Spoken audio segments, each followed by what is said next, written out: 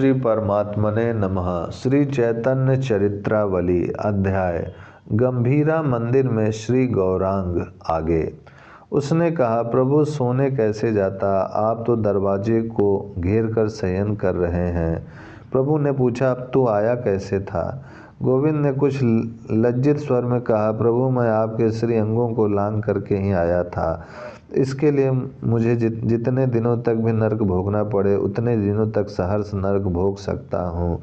आपके शरीर की सेवा के निमित्त मैं सब कुछ कर सकता हूँ, किंतु अपने सोने के लिए मैं ऐसा पाप नहीं कर सकता।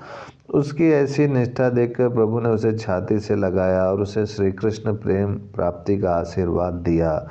इस घटना से भी जाना जाता है कि गंभीरा मंदिर बहुत ही छोटा होगा। पहले तो महाप्रभु यदा कदा ही उसमें शयन करते रहे। ज्यों-ज्यों उनकी एकांत निष्ठा बढ़ती गई और प्रेम उन्माद बढ़ता गया, त्यों ही त्यों वे गंभीरा मंदिर में अपना अधिक समय बिताने लगे। अंत के 12 वर्ष तो आपके गंभीरा मंदिर में ही बीते। उस स्थान का नाम पहले से ही गंभीरा था, या प्रभु के गंभीर भाव से रहने के कारण उसको लोग गंभीरा कहने लगे। इसका ठीक ठीक पता नहीं। अनुमान ऐसा ही लगाया जाता है कि प्रभु के अंतःपुर के समान उसमें अपने अंतरंग भक्तों के साथ राग में एकांतिक जीवन बिताने के ही कारण उस स्थान को भक्त गंभीरा के नाम से पुकारने लगे होंगे। प्रभु ने गंभीरा मंदिर में रहकर जो 12 वर्ष बिताए और उस अवस्था में जो उन्होंने लीलाएं की, उन्हें भक्त गंभीरा लीला के नाम से जानते और कहते हैं। गौड़ीय वैष्णव ग्रंथों में सर्वत्र गंभीरा लीला शब्द का व्यवहार मिलता है। इन 12 वर्षों में प्रभु के शरीर में जो जो प्रेम के भाव उत्पन्न हुए, उनकी जैसी जैसी अलौकिक दशाएं हुई, वह किसी भी महापुरुष के शरीर में प्रत्यक्ष रीति से प्रकट नहीं हुई। उन्होंने प्रेम की पराकाष्ठा करके दिखा दी। मधुर रस का आस्वादन किया। आस्वादन किस प्रकार किया जाता है, इसका उन्होंने साकार स्वरूप दिखला दिया। उन दिनों स्वरूप दामोदर और राय रामानंद ये ही प्रभु के उस भाव के प्रधान ज्ञाता थे। महाप्रभु निरंतर वियोगिनी श्री राधा जी के भाव में भावान्वित रहते। स्वरूप गोस्वामी और राय रामानंद जी को वे अपनी ललित और विशाखा सखी समझते। बस इन्हीं के कारण उन्हें थोड़ी बहुत शांति होती। वास्तव में मधुर भाव के मर्मज्ञ ये दोनों महानुभाव ललिता और विशाखा की भांति प्रभु की विरह वेदना को कम करने में सब भांति से उनकी सहायता करते और सदा प्रभु की सेवा शुश्रूषा में ही तत्पर रहते। स्वरूप गोस्वामी का गला बड़ा ही कोमल था। वे अपनी सुरीली तान से मधुर भाव के पद गा गाकर प्रभु को सुनाया करते थे।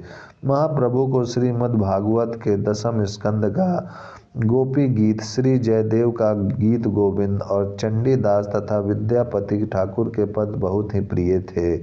स्वरूप गोस्वामी अपने सुंदर सुरीले स्वर से इन्हीं सबको सुनाया करते थे।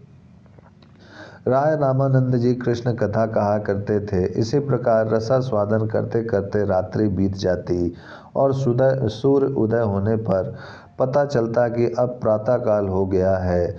उस समय प्रभु की जो भी दशा होती उसे स्वरूप दामोदर जी अपने कर्चा में लिखते जाते थे। सचमुच उन्हीं महानुभाव की कृपा से तो आज संसार श्री चैतन्य देव के प्रेम की अलौकिक दशाओं को समझ सका है, नहीं तो वे भाव प्रत्यक्ष रूप से संसार में अप्रकट ही बने रहते। ये भाव मानवीय भाषा में व्यक्त किए ही नहीं जाते। इन भावों को व्यक्त करने की तो भाषा ही दूसरी है और उसका नाम मूक भाषा है। कोई परम रस मर्मज्ञ लोकातीत भाव वाला पुरुष यत् किंचित उसका वर्णन कर सकता है। इसीलिए स्वरूप दामोदर जी ने संसार के ऊपर उपकार करके उसका थोड़ा बहुत वर्णन किया है।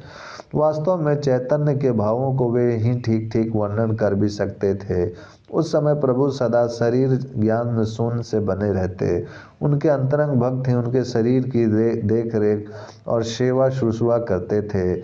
उनमें गोविंद, जगदानंद, रघुनाथ दास, स्वरूप दामोदर और राय रामानंद जी ये ही मुख्य थे। स्वरूप गोस्वामी जो कुछ लिखते थे उसे रघुनाथ दास जी कंठस्थ करते जाते थे।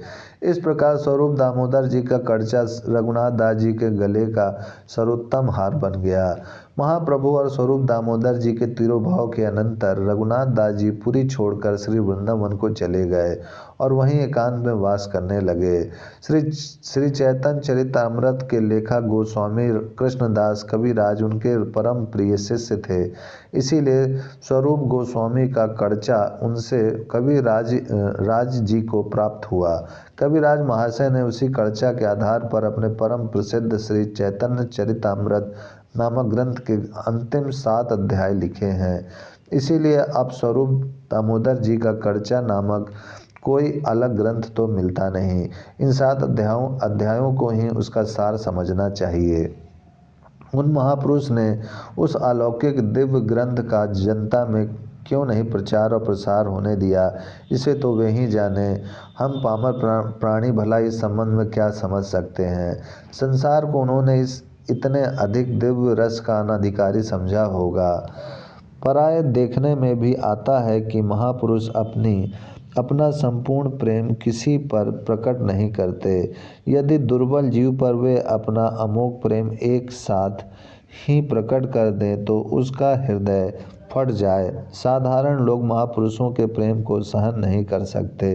इसीलिए महापुरुष धीरे धीरे पात्र जितने जितने प्रेम का अधिकारी बनता जाता है उतना प्रेम उसके प्रति प्रदर्शित करते हैं, क्योंकि वे प्रेम की अमोघ शक्ति से पूर्ण रीत्या परिचित होते हैं। ओम शांति शांति शांति।